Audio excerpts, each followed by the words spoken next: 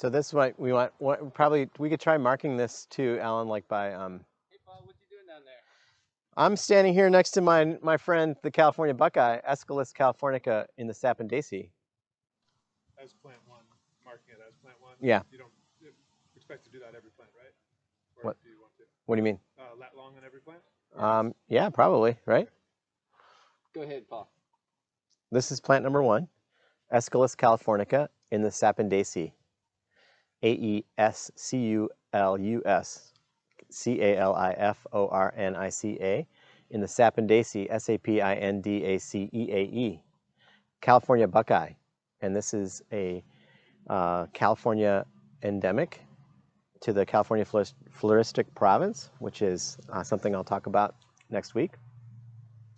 And it is a common plant, a tree that you find often close to water. And it has smooth gray bark. Okay, smooth gray bark. And can often have multiple trunks. So the California buckeye is has opposite compound leaves, and here you can see one leaf and another leaf, and they're coming off the stem opposite to one another. And here, look, these are the buds right there.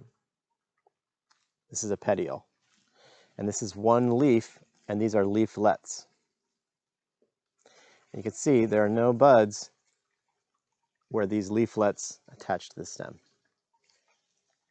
The California buckeye is the only tree in California that has opposite palmately compound leaves. And palmately means these leaflets all come from a central axis.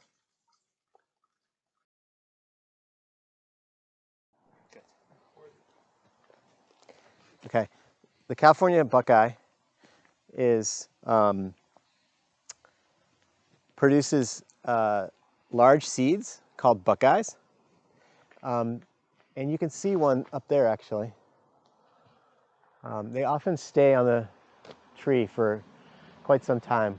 And they're very large, and they're actually poisonous if you eat them. And Native Americans would use them to make a fish poison that is reportedly able to stupefy fish. And I've never been stupefied, but I imagine it makes you float on the water and you'd be easily captured. However, the food, the seeds actually were made, were important food items for tribes in California. And what they would do is take the nuts and leach them, which means just pour lots of water on top of them as you're kind of grinding them, and take all the toxins out of the seeds. And then once you do that for a while, you can use that as you making a bread or a soup, much in the way that the native Californians did with acorns. And these became important in years when there were low acorn production. And I'll talk a little bit more about that when I introduce Quercus agrifolia. So California buckeye was a very important tree for native Californians. And this tree is endemic to California in the California floristic province, like I said. So it's only found here.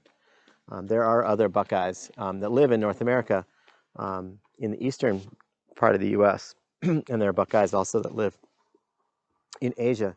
But this is the native species in California. Wait, sorry. Technical difficulty. Oh, go ahead. The California buckeye is a deciduous plant, and it produces its leaves early in the spring, and then the leaves senesce early in the fall. In fact, it's one of the very first plants to leaf out in the spring, and it's one of the first plants to have their leaves kind of turn brown, yellow and brown in the fall. And these leaves, interestingly, they don't usually fall off the tree. Well, I mean, some of them do, but they often stay on the tree for a very long time. And so when you're driving, say, in the Sierra foothills, where buckeyes are really common, you often see along the side of the road this plant with a lot of these brown leaves, this very characteristic kind of golden brown in the early fall. And in the very early spring, it'll be bright green when these plants are flowering and putting out their leaves. And then when they put their flowers out, it's these really long spikes of white flowers that are really pretty. And those flowers don't last very long. They're something you see in the early spring.